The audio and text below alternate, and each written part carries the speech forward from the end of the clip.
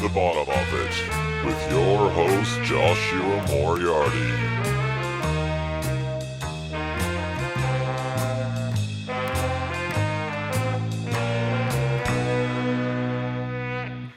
Hello, welcome back. Episode 46 of The Bottom of It. How we doing out there? Nice to have you back as I slowly edge closer to episode 50. Don't know what I'm going to do for my 50th. Better plan something special. My mum didn't do anything for her 50th birthday. She just let it slide past. My dad had a party, but mum didn't. So maybe I'm going to be more like that. We'll just let it happen. Maybe I'll just talk about it a little bit. Any ideas though? Send me a DM, but please, no dick pics. What's news? Well, my second Joshua Moriarty, can't even say my own name correctly. My second Joshua Moriarty album will be released next week. How about that? Woot woot. I've written down here in my notes. Woot woot indeed, with 2 exclamation marks. Pumped to be getting that out into the world. It's called Romantica, and it's pretty much an instrumental album apart from one song that I sing. It's very composery, if that's a word. Not posery, guys. Composery, like a composer. There's lots of sax and percussion and piano and strings. Music to put on for a romantic rendezvous, or while you're cooking dinner for one. It doesn't really matter. Both are valid. More about that next episode anyway, I would imagine. Now, today's episode is with Hannah Joy from Australian band Middle Kids. I met Hannah at the APRA AMCOS Song Hubs writing workshop I was talking about on the last episode that Chris Waller curated. It was a total blast, as I said then. Hannah and Chris and I got to work together, and I think we wrote a good song, actually. It's hard to know sometimes. You get excited while you're all in the room together, and then you listen a few days later, and sometimes it can be a little unforgiving and a bit cringy, but I don't think that this is the case with the song that we wrote. I think we caught a juicy rock fish, as I like to say. Hannah was such a pleasure to work with. She's got an innate sense of melody and composition and great things to say when it comes to lyrics. You could ask for more than that, really, with someone to write a song with. Her band Middle Kids has been going for about 3 or 4 years now, and they've released 2 EPs and a full length. The most recent EP was released earlier this year, 2019, and is called New Songs for Old Problems, and I really dig it. It was Rhythm, who was the drummer for Miami Horror, who first played Middle Kids to me. He's a fan, and he got me into them. There's just something very natural and effortless about their music. It's kind of easy listening, and I say easy listening not in a lame way, but in a way that just feels right and moves the places you want the music to go, that makes it sound effortless, but it's actually very difficult to do. You realize as you start to write more songs, making things sound easy is hard, and Hannah has that natural ability to do that. So anyway, we had a chat while we were at Song Hubs. We talk about the purity of writing by yourself, being a musical wanker, forcing yourself to play an instrument you don't know well so that things have to be a little simpler, which is actually a good thing to do out there, guys, girls, if you need to write simple songs. Get an instrument you don't know that well. See how you go. We talk about Justin Bieber, Ariana Grande, and what songs we just never need to hear again. The usual bottom of it fare. Now, we start off talking about Rob Amoruso from the band Jacoby, who was another one of the producers at Song Hubs, and a bloody lovely and very talented chap is Rob. Just so you know what we're on about once we start the podcast. Things come in hot here sometimes at the bottom of it, just straight into it. So here we go, ladies and gentlemen, the warm and gregarious Hannah Joy. Is he one of the main kind of guys? Does Yeah. that band even still exist? Kind of, but Oh my God, look how they've casual actually- this chair is. Dang. Look at that lean. You gotta really work that core. Engage. My core has not been worked for a while. I've been neglecting Said my every core. musician, indie musician. Yeah, he's awesome. But I did this thing with him, He said he'd worked with you before recently. yeah. So I met him in March, and In Byron Bay or something? yeah, and we made this Are you comfortable? Is that all? yeah, I'm good. Yeah, good. Just acclimatizing. But Yeah, it takes a little minute. But it was so cool because, when you've got 3, it's good because then there's a handing off of energy. You can kind of work off each other. Yes. So there's obviously more risk just going with one person. But because we knew each other, it was just great flow. It's and real. you don't waste any time. Well, not that anyone wastes time, but it's just faster or something. Yeah, every other time I've done these workshop-y things, everyone at the start has kind of played 2 or 3 songs each of what they do. Yeah. But I've noticed this time there hasn't really been any of that. It's just, let's fucking get the show on the road. Yeah, Guys. interesting. No mucking about.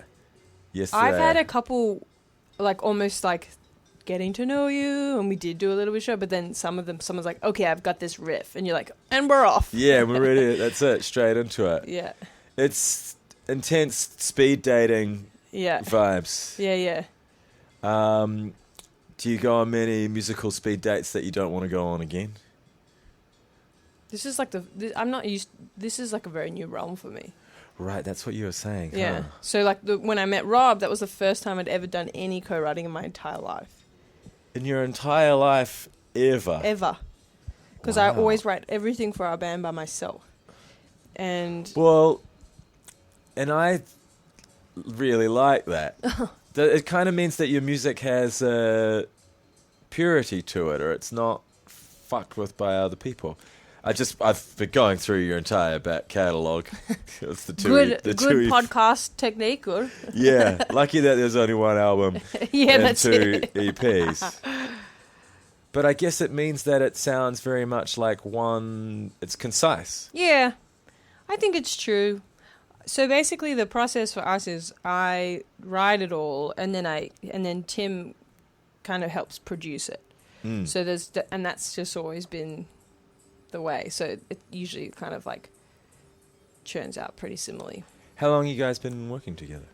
3 and a bit years. Had our first show 3 years ago exactly. Now, was he... I'm always intrigued by it because he's your husband. Was he your husband before you were in the band together? Or did you start the band and then you marry the guy in the band? Well, no, it was like he had his solo project. He had this really cool solo project in Sydney, and I kind of actually what knew was of it it. called? It was just Tim Fitz music. Okay. And it was This like... chair is far too leany back. I'm going to change yeah, it. it needs to go. I'm too casual. I feel like I can't match you. Nah. I'm feeling like I'm like all sitting up properly, you know. This one's going to... Get on my level. Yeah, that's fine. That'll do it. I didn't know that I could be too casual. Didn't think that existed. Josh, that guy's so casual. He's so casual. Yes, Tim Fitz. So Tim music. Fitz, and it was like this kind of big looping thing he did where he'd be on stage and he would have a guitar, a keyboard, some drums, microphone, and then just And were kind you of beguiled do that. by his beauty? Well, I had never actually seen a show, Okay. to be honest. Confession. I didn't really go to shows so much. But anyways, I met him at a party and apparently, but I was very drunk and I can't remember, which is kind of sad. But we had a conversation apparently. You can recreate the memory and pretend that you remember. Yeah, Isn't but it- then he said I was kind of mean to him, so then Does that mean you like him though, doesn't it? but I don't know, I never met him and I can't remember. But maybe, who knows. But then, anyways, he asked me to sing on one of his tracks. He emailed me, I don't know. Classic move. Yeah. Yeah, Yeah. girl's kind of cute. Very- Get her to sing on a track. I'll produce a song for you. Yeah, that's it. Classic boy I'll move. use my skills. Yeah. And when I listened to his music, I was like, oh my gosh, I just hadn't heard anything like it. And I was like very intrigued. And so then anyways, basically, we started playing together. At basically at the same time we started dating. Okay. And then we got married a year later. And then started the band a few months later. Right. So it was all just kind of this big snowball. And So it's not extreme proximity relationship situation. There was already a bit of love before. Yeah. But it is, very close quarters. You know, we just kind of spend a lot of time together. Yeah, you must like each other. Then. Yes. Thankfully, we can share space well. He's kind of like introverted. So when we like are in the tour bus all the time, he's just like reading. And so it's easy for us to be around each other. Yeah. I get a little bit more like, but You guys have been doing heaps. Yeah. yeah, we've been touring a lot. You got a little break now, though. Yes, forced break. Forced Sometimes by you you? have to make the break, yes. Yes, okay. And it feels almost, it's funny, like, I wonder how long until you get a little bored and you want to be doing stuff again. probably soon. Yeah. How long's it been? Wait, you're not even a break. We're at a writing Well, camp we got this back week. from America. We had a festival, and now I'm on this thing. So that was last week. At and Song then- Hubs, ladies and gentlemen. Song Hubs, yes. Yeah, AMCOS, Song Hubs. Yes, we're here. You just got back from America. Now Yeah, we're here. and then we're going to be at home. Okay. So we'll see how it feels. But like, you know, I don't know if you can relate to this, but you feel like you should always be doing more. And I think it can be a trap. Yeah. And I so we're completely trying to think resist that of like slipping into just saying yes because you feel like if you say no, it means death for your band. Like actually there are other things in life that are great and that you Like should what? do. Like gardening and seeing your friends. Yeah. And seeing your nana. You know? Yeah, that's always one of the questions that I ask people is, do they have any hobbies Yeah. for when they're not making music? Yeah. I have heaps. Really? I So like you're mu- I actually like like a mu- person. Yeah, I like music, but I'm not like I'm happy not to do music all the time. Mm. Not that my actions would communicate that over the last 3 years because I've really just been doing music. But When the good thing gets going, I guess you just stay on it, yeah, though, like don't you? It's I not think like it's you- seasonal, you know. Sometimes you really got to dig deep and give it a lot. But Yeah. I would be so happy just kind of being at home pottering around. Yeah. But so then they take the band away from you, and then you potter for a while. And then do you get bored and you have to write songs again? Will you always Yeah. write songs forever? Yes. You always have? Yes. Yes, always have. I mean, I think my first song was entitled The Kindergarten Song because I wrote it in kindergarten. Okay. And that's kind of where I was at in terms of creative thinking for titles. But then, yeah, I was actually really lucky because I was doing classical piano and I had an amazing teacher. Mm-hmm. And she was just like an angel. I probably had her for 13 years or something. And What's her name? Ros Thrift. She runs these music schools actually all over Australia. She's amazing. Okay. And she would give me extra lessons on the weekends for free.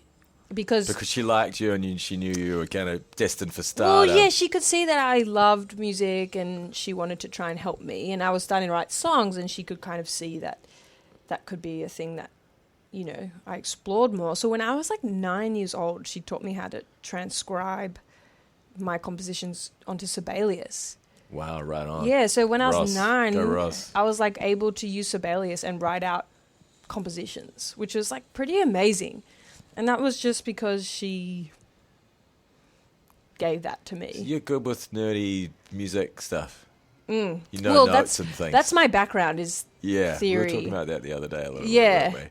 And I mean, I don't spend so much time kind of in that world anymore, but that's definitely where I kind of like learnt music. Yeah. But when you're writing songs, so I was listening to your music. Yeah. There's the song Doing It Right. Oh, yeah. Piano Salad. Oh, yeah. Fire It Up. Fiona Apple, bit of Oh, vibe. so sad. Lots of movements.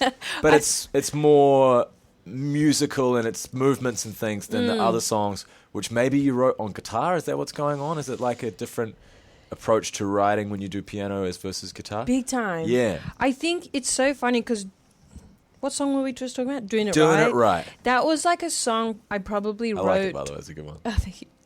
Towards like when I was just doing my own thing before we started Middle Kids. And Right. so before Middle Kids, I had like a little solo project where it was like me and a string quartet and a drummer. And it was kind of like weird. And I think I got stuck in this thing of being like, you should use all your knowledge and modulate. Too and musical. yeah, and it was kind of like, Interesting.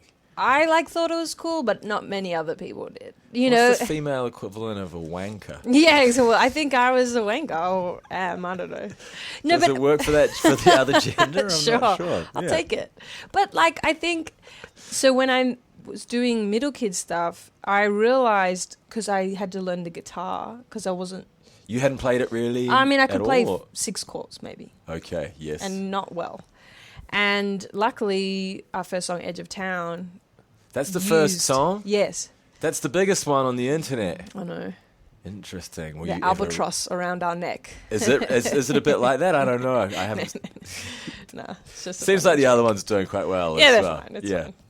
But yeah, like when I write on guitar, because I don't know my way around it. Like I know the piano. Yes. There's this beautiful simplicity that came from a lot of the songwriting, but it was really about a melody and the lyrics and just and it kind of pained me in many ways, but I was going, G, C, D, C, G. Yeah, to force yourself to be simple by doing something you didn't know how to do very well. Kind of, Wow. yeah. That's quite And it actually interesting. being like about the song, not about you or about what you can do, but actually like the song, like what's the best thing for the song. And I think Middle Kids, every decision we've made musically has been about what's the right choice for the song, which is a really cool way to work because it makes it easy to work together then as well because, yeah, it's not a personal thing. It's just the song as a living, breathing thing.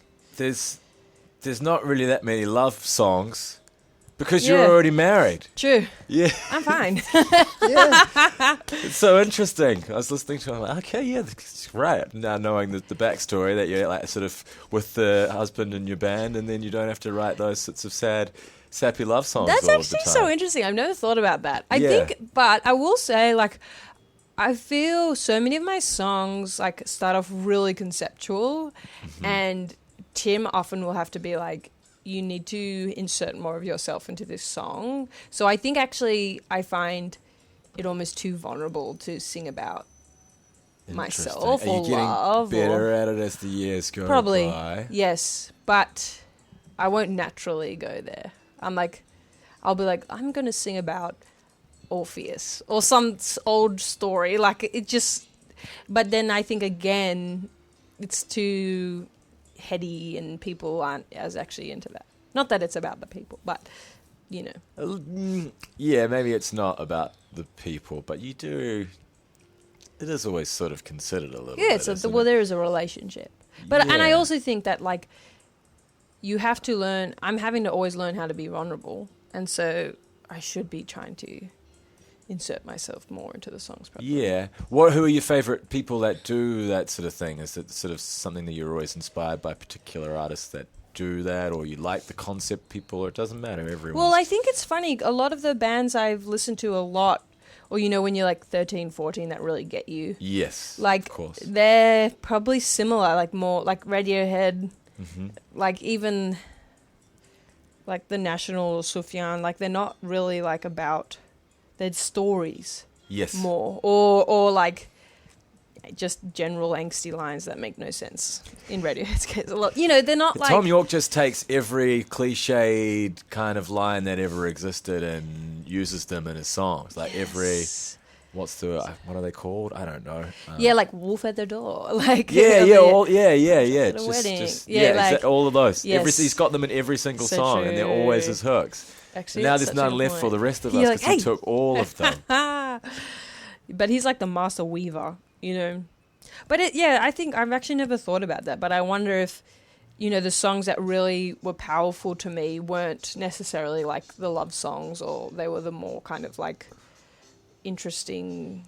Yeah, well, that was what I was enjoying listening through your albums and your songs, was that there are lots of different concepts for each of them, and it's kind of, I guess, a lot of it's about humanity and the world and the things where, as a society, perhaps we're going through. Yeah. More than just the baby, oh yeah, where Yeah, are you? yeah, I need yeah. you, girl. Which are also, but yeah. Which are also Yes. awesome, of course. Yes, we yes, need yes, them all, yes. but I like that. Oh, that's cool. I like that about it. And there's positivity in there. Yes. Wow, how about that? Oh no. Careful of your mic. If it gets on the thing, it gets a bit scratchy. Sorry. Yes, I know. I think like I used to only write sad songs, and they were really dark. Were you always sad? Have Yeah, you gotten I was a happier sad as girl. Okay, why are you so sad? I mean, What did they do to you? What did the world do? where have you been? I was just, who knows, lots of things. But I think that Was it a real sadness, or is it like that sort of made up sad? I don't. It's yeah, a I know what funny you one. mean. I think it was real because it was a long time. I wish it wasn't, but How did you defeat it? slowly. And well, I think even we were joking before, like I tried dependency on substances to fix it, but then I had to learn how to not do that. So I think slowly actually like cutting out the things that because they almost made me more sad. Of course. Yes. Yeah. But I thought they didn't at first for a long time. That's an interesting one. I guess because so much of it is societally accepted. Yes. We'll just use drinking, for example. Dude, for sure. Yeah, you go, but wait, everyone else can drink, so why? It mustn't be the booze that's making me sad, because it's so, culturally there. Well, it's just, exactly. And you are a weirdo when you start to stop drinking or Totally. question it, because everyone else is doing it all the time. Yeah, it's really bizarre. Yeah. But yeah, it's really sad. I Yeah. stopped drinking, Yeah. nearly 4 years ago now or something. Yeah, it's amazing, way like, better. not being hungover all the time. I Yeah. didn't even know you could live like that. And you're like, wow, I'm clear and I'm fine and I'm not, Yeah. and I could be productive. Yeah, I guess you Amazing. need to find other people that are sort of clean living a little bit, really. Yes. Because you are in your peer groups or especially with making music, there's lots of partiers and Yes. drinkers around and everything.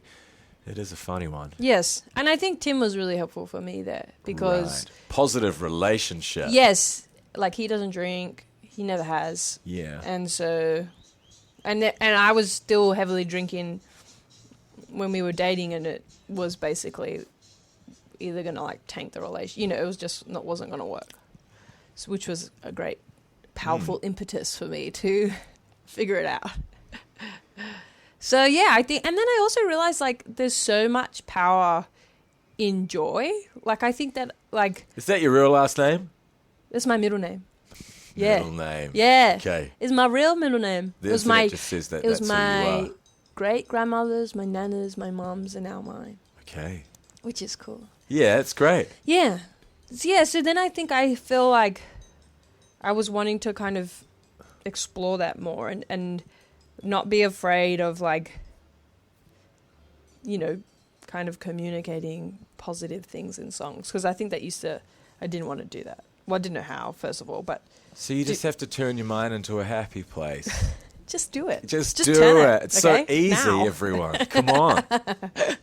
Yeah, and it's cool. Like, and I actually find like creatively, actually like channeling things like beauty and love and joy. I feel like have more energy and more power for me personally as making things than my sadness. Yes. But it's something you have to work on every day. How do you sort of... It's a funny one, I guess, because if people are just sad, you kind of want to slap them out of it or just shake them out of it, but I don't know how... Sometimes maybe they can't get out of the dark cloud. I For don't know. sure. Like, I think sometimes it can take a long time and you feel like you should be better or you feel like it should be quicker, but Yes. it's not. I don't know. But you're there now. Yeah, and obviously, like, I'm not like, I'm fine forever, But I feel like I'm, like, learning how to fight for more healthier things, which is cool.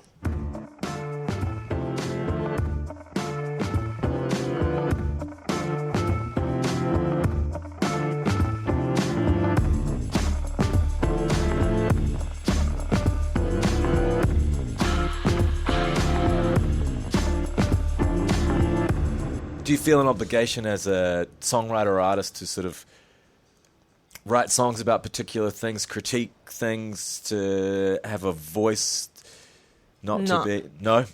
I don't... It doesn't register? I almost, like... I feel like, I don't know, particularly with social media, there's this, like, thing where, like, artists feel like that they are these, like, know-it-alls, and they should Yeah. spread their... Spread the good word. Yeah, Spread the when I gospel. just feel like... Can't believe that so-and-so, blah, blah, yeah, and like... and blah. I How think, dare they? Yeah, like, I think good, like, share your piece, and everyone has something valuable to share, but Doesn't seem also... very positive a lot of the Well, time, that though, yeah, does it? and like that's fine too because there are a lot of shitty things, and we should be like, coming up against them and trying to figure out solutions. But I also feel like I don't know. Sometimes people say you've got a microphone, you should use it, and I'm like, I am fucking using it. I'm just singing what I want. Like you're an artist. The whole point of being an artist is you get to say exactly what you want, not what people think you should say politically. Like that's actually the opposite of artistry. Yeah, of course. And then also you see this thing where then all the artists are starting to say the exact same things. And you're like, Yeah. and I'm sure they align on many issues, but I just feel like it actually lacks originality a lot of the time. But Amen. so, I mean, I feel like, yeah, like, good to be engaged, but also, like, when you're an artist, you can do whatever you want. That's the whole point. Yeah.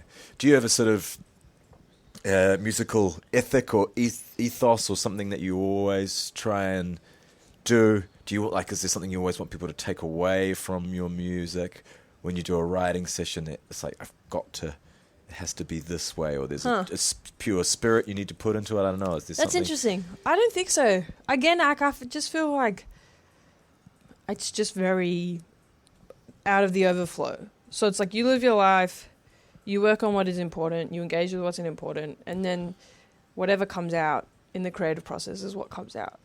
For me, that's I don't never really think about like this is what I want to say, or like I just think that if you're living kind of a holistic life, that informs what you make. So naturally I'm going to start writing about things that are important to me or whatever. You know, then I don't have to like think about it, because that's what's going on in my imagination or whatever, you know.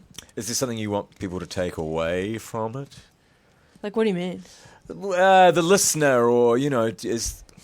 Yeah, maybe. I think probably a lot of the themes in the songs are like really like wanting people to wrestle with truth for them, and maybe even it's a little bit of a reaction to, I don't know, this kind of culture of just saying what this person's saying because they are accepted or they are cool or whatever, and actually being like, it's actually up to you to learn and to figure out what you think is right, and that takes work. It takes like history and looking at context and connecting things and looking at patterns and then going, okay, this is what I believe, you know. And so a lot of the songs are like, I don't know, calling people to think, even though I don't know what the answers are. So, you know, it's like engaging. Often you write them. I always mention you in songs, but you is me. Yeah. It's always kind of aimed at myself. Yeah. It's like I might be critiquing people or taking the piss or be cynical or anything, but a lot of it is actually like aimed at myself. Oh, totally. Yeah, you need to. Projection. Yeah, I realize I've got to do all these things too. Yes. And it's good to, I guess, sometimes, to be a little, if you are a little preachy in it, then it holds you accountable and you have an obligation to sort of live up to the message that you have for sure put out there yourself. Totally. Well, yeah, and I guess it is trying to find that line of like looking at something without being preachy, which I don't know if it's possible, but.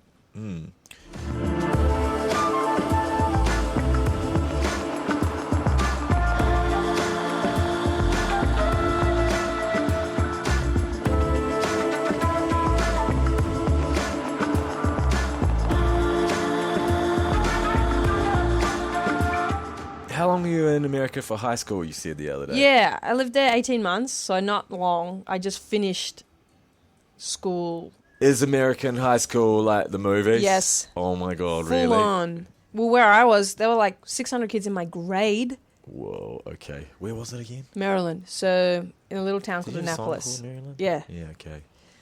And I mean, it was awesome. How old? Experience. 16. All right, right in the thick of it. Yeah. And Like Wheatus, teenage dirtbag style. yes, I actually felt like I was sometimes in scenes from Mean Girls. I can't believe it's actually like that, because I've wanted to Yeah. ask Americans, but I don't know if they'd even understand what I was talking Yeah, about. no, it's so legit. Like, you know, the football players walk around in their football uniforms. Whoa. Cheerleaders do. There's the lockers. There's like cops on staff, because there's like, you know, and the craziest thing for me was like when you go to the cafeteria, like on my first day, I went into the cafeteria and I didn't know anybody. And, you know, everyone's got their No little one held an groups. L to their head at you, did Yeah, they? no. But I was just like, I have no idea where to sit. And so then I was just like, I'll just leave. And then I tried to leave and they were like, you're not allowed to leave. So everyone, every lunchtime has to stay inside. You don't get to go outside or anything. Like in Australia. Like or, prison. yeah, kind of. Like we had to go outside for lunch in Australia because you have to play and you have to be outside and run around. But in America, you're not allowed to, which is crazy to me. That's crazy. How did you find your gang? How long did it take? Well, I knew a couple people, like, very loosely. I mean, not so long. I just kind of wandered around. I think being Australian had a little bit of, like, I don't know, it was, like, interesting to people, so I was just, that's like, good that Australian novelty girl. over there. Yeah, exactly. For sure. Especially, like, back then, it was, like, less common. Yeah, definitely at high school, probably. Yeah. Now, when you're in the music biz and you're another Aussie over there, they're like, all right. You're like guys, another mate. Aussie. Yeah, What's you're up? another fucking Aussie. Totally. But yeah, I didn't learn a single thing there. And, you know, it was actually crazy because their hardest year is year 11. And so by the time you get into year 12, like, one of my school days was 7:15 until 10:30 in the morning. Interesting. Crazy. Not wise, I would say, for, like, young 17-year-olds to, like, have full days off. Because they would just have these crazy day parties, like, every... Did they have the party with the red cups and the Yep. toilet paper on the tree? Oh, my God. I wonder if the movies also influenced like it's art imitating life, imitating yeah. art. Yeah, that one's... Probably. It must be by now. Surely. Wow, that is a scary thought, how big that starts to get, Yes. especially with Oh Instagram my and people filming gosh. everything. Actually, and so true. Who are we anymore? Yeah. But it was funny. Like, I feel like it's such a weird part of life. You know how you just kind of stumble into these things and you're like, oh, okay. But now I'm, like, so thankful. Like, even doing the band, I get to go back 3 times a year and see all my friends and the family that I live with. Oh, so you went and lived with the family. Yeah. Right. Mm-hmm. Did it change your music taste being over there a little bit? Those are Well, I was like, formative I was years. like listening a lot to, like, T-Pain and Chris Brown. Right. So yeah, some really good music I got around. How do you go with all that mainstream pop I love stuff? it. You love it? I love it. Yeah, okay. I mean, when I was little, I always really loved pop. Like, I would listen to classical Well, it's music candy and pop. music, isn't it? Yeah. Really? Yeah. And it is still the same. I mean, that... What's the guy's name? Post Malone song on that Spider-Man, that new Spider-Man? It's like... I don't know. It just sounds like a nursery Yeah, rhyme. That's kind yeah. of what they're doing. Yeah. It's like Baby Shark, but not as silly. But for us. Yeah. For adults. But is that something you'd like to do, get into that world? Do you write with people like that sometimes? No, you haven't because you're new to the writing thing. Yeah. Maybe that'll start when you're going to LA soon to do some writing. Aren't Maybe, you? yeah. Oh my Lord, get out the auto-tune. Yes, it's happening. I don't know. Like, I mean, it'd be cool. I feel like maybe I'll end up I could, but it's not something I'm, like, trying to get to. Yeah. You know, I just love listening to it. Like, I love Ariana Grande and Justin Bieber, and, like, I really love them. And just, so I like to listen to it, but I don't know, I probably couldn't even write that way if I tried. I mean, maybe, who knows? Yeah, maybe. I wonder. We'll find out. We'll see. You're heading over Yeah, there. yeah. They've got you lined up, session every day. That's it, in and Big out. time. Just 3-minute pop hits every day.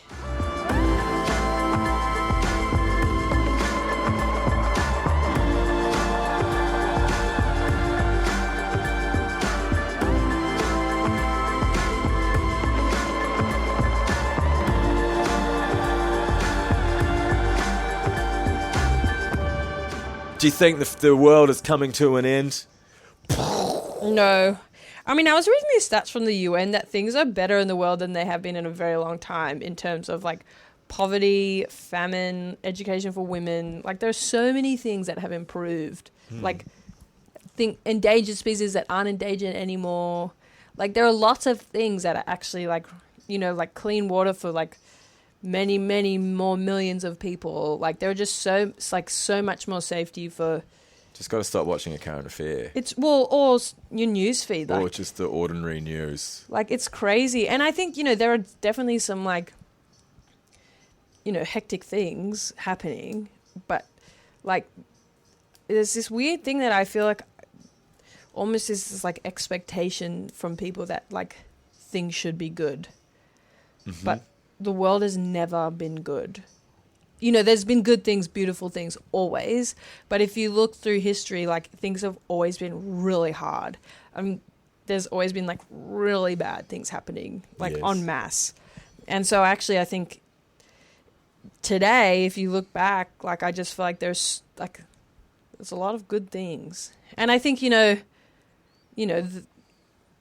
are like fearful things that could come, but I also feel like we can get caught in the fear spiral. Yeah. And the world might end, but all good things come to an end. all bad things. Yeah. All things. All things come to an end. I mean, who said that the world was meant to last forever? No one. And maybe, I don't know, I think we'll probably keep turning for a while. But that's just a thought.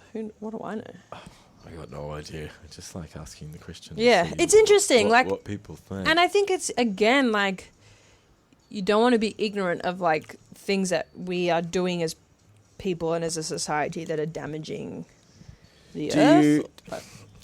I sometimes feel, and I've discussed this with other people on this podcast, being an artist, musician, or whatever, that there's way maybe more important things you could be doing instead of just writing your silly little songs by yourself and then getting up on your stage and going tra-la-la-la-la. And you could be fighting the good fight in another way. Yes. Do you ever feel that guilt or feel like you should be doing that, or you think music is important? Where it's funny, I flip-flop so much. Yeah. I sometimes feel like this is so meaningful. And then I'm like, this is such bullshit. Like, I'm just like, but I think Tim and I particularly feel it because he was studying medicine. Right. When we were dating, and he's a missionary kid. So he grew up in Papua New Guinea, and his parents were doctors, and they were at this bush hospital, and they did like beautiful work for 12 years there. And I think they have a really strong culture in their family of kind of learning a skill to really help people who need skills. And so that's kind of the trajectory that Tim was on. And so, which I like totally admire. And so I do feel, and we've kind of like explored what that would look like for us to do together. And because obviously he was studying medicine, we were together, but we've kind of gone down the music road. But I often feel, I do think about maybe there is a better way we can be using our lives to serve or to build something,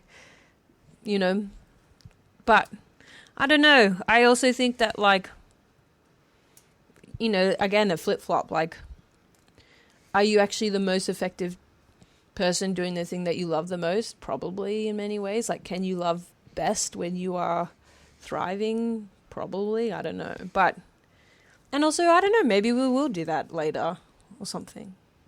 Probably. Yeah, that's later. Yeah, I'll quit smoking when I'm 30. Yeah. That's for another time. Yeah. Yeah. So I don't know. I feel the tension, but who knows? Yeah, I know what you mean. What song do you never need to hear ever again? What song do I never? Someone said one the other day that I'm trying to remember. They gave me another good one that I never needed to hear. Oh, Olympia. She said, "Bye bye, American Pie, Jill." I love that song. Oh, you love it. I listen to that song like quite regularly. Never gonna be friends. That's hectic because I've loved to be her friend. I'll never tell her this fact. That's so good.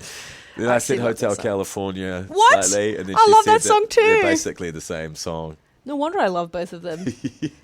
Hotel California is a they big could just album go for me. into each other, and you wouldn't notice a little bit. This is right? so funny. Oh my goodness. Okay, my other one is I don't need Here I Have the Tiger ever again. Actually, I could be with you. Do without that one. Yeah. And we're living on a prayer. Bon Jovi.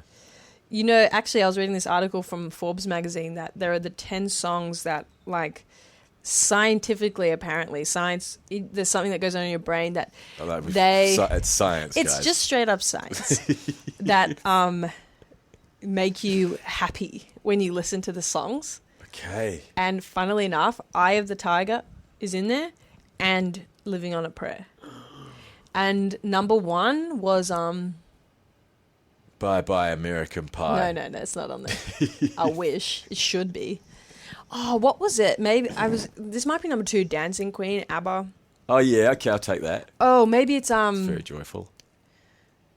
it is a Queen song.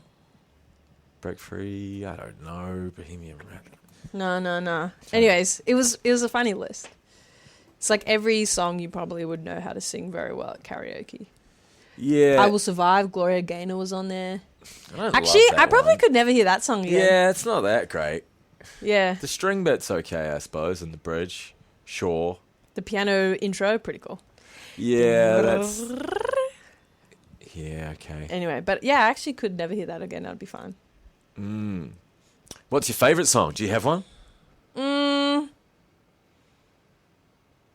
I probably don't have one. No, I don't think I do either, actually.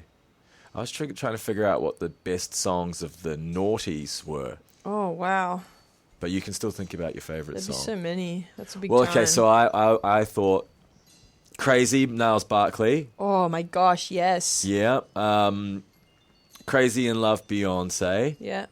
Then I thought that the Gorillaz one that goes... Feel Good Inc. Yeah, is that what it's called? Yeah, Dun, that dun, one's dun, dun, one of the dun. great songs of... I think that would be in the noughties, right? Actually, that song, me and my bro, we would sit across from each other and we memorized the rap and then we would rap at each other during that song. That was a big song for me and my Can you bro. do a little bit for us? No, I can't. I couldn't. I was like 12. Oh, Hey Ya!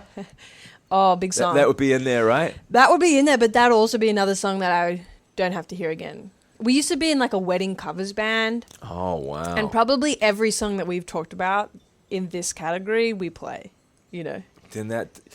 On the wedding dance floor, like, Yeah. oh yeah. Do you find when you learn... Okay, there'll be a song that is magic to me. Yes. The most recent one for me was The Things We Do for Love by 10cc, right? Okay. And it does the bridgy seeds B section or whatever. Rain and fall, feeling like party is time. You think you're going to break up and then we're going to make up. And it hits this chord and I was always just beguiled in love with this progression. Like, what the fuck is that chord? And then I learnt it the other day. Yeah. And I went, oh, it's just that. Right. But they're just doing that thing. It's not really as weird as I thought. But Okay. maybe instead of just being an ordinary minor, it was a minor 7. And that was the little tweak that gave it the extra yeah. juice. But now I've learnt the recipe. Yes. And now when I hear it, it's lost its luster a little Sheen. bit. Dang it. Yeah. And I've had that many times over the years when there's been a song that I've just been so in love with that I have to know what they did. And then I learn it, and then it's no longer as special anymore. You master it and you're like, oh, Yeah. I can do it. I can do it. It was just that. It's just A minor. Just put yeah. that there. Great chord, but But yeah, I guess that you would can be do the it. same thing. That's what happens in the wedding covers band It's true. sometimes is you suck the life out It's of true. it a little bit. Yeah. Yeah, which is sad because so many of those songs are so great.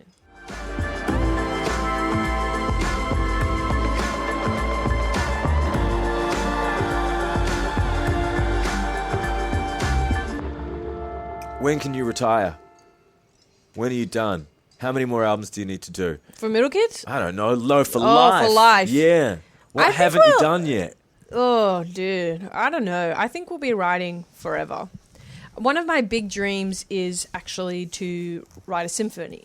Wow. And I've kind of started it. So, but I'm hoping to like finish it when I'm like 60 or something. Okay. And then I have this vision of myself. As a 6-year-old, hopefully I'll have grey hair. And I'll be wearing... you're going to let it go grey, aren't you? Yeah. And it's going to be cool. And then I'll wear a tux. And then I'm going to conduct my own symphony. Wow. Wouldn't that be cool? That's like my ultimate goal. But I've given myself a lot of time. Yeah, you've got plenty of time. Exactly. You've got everything you've already done again So, to get there. yeah, it's like... What are you, 28, you said? Yeah, I've got- And a bit. Yeah, like, got a bit of time.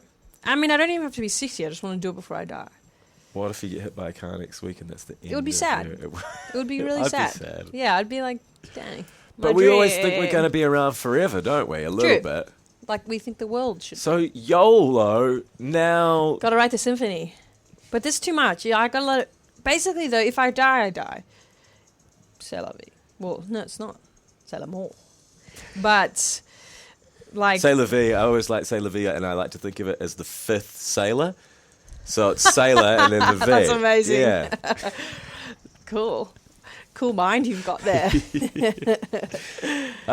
Yeah, no, but I know it's a funny one. We think we're going to live forever, and then they say, well, then if you're not, then live every day like it's your last. But then you can't, because you go mental if you live every Very day like tiring. it's your last. Yeah. Yeah, Some days you got to just do nothing. totally. I know. But that's why I like, part of the goal is making peace with death, so then you can sit on the couch all day and still feel like, if this is my last day, I'm okay. Yeah, if I'm I'm not there watching yet, season but 2 that of would be Big great. Little Lies on the couch with a tub of Ben and Jerry's, then that's fine. Oh, it sounds so good.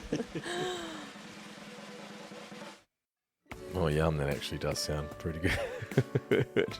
What am I doing tonight? Tub of Ben and Jerry's and season 2 of Big Little Lies. I haven't actually watched season 2. I had a coffee. I don't drink coffee very often. And I had a coffee, about a year or so ago, maybe at 3 in the afternoon. And I was up all the night. I couldn't sleep at all. And I watched all of season 1, Big Little Lies, all in one go, just because I couldn't get to sleep. And I guess, obviously, it was quite engaging, but I haven't watched season 2. So, hey, look, tonight, sorted. Thanks, Hannah. It was lovely to meet her and get to hang out and work together. Big thanks to APRA AMCOS for putting Song Hubs together, and for Chris Waller for having us all.